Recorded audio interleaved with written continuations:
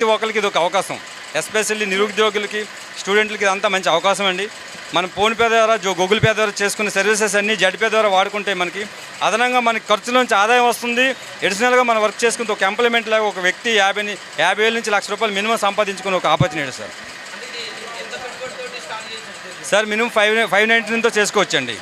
599తో చేసుకోవచ్చు, 1199 కూడా చేయొచ్చు కావాలనుకుంటే. 599తో బేసిక్ ప్లాన్ ఉంటుందండి. మనం ఎంత వర్క్ చేసి అన్లిమిటెడ్ ఇన్కమ్ సార్, రోజుకి 1,00,000 కూడా తీయొచ్చు. ఈరోజు మా కంపెనీలో రోజుకి 20,000 తీసే వాళ్ళు కూడా ఉన్నారు సార్ ఇంట్లో. మంచి సార్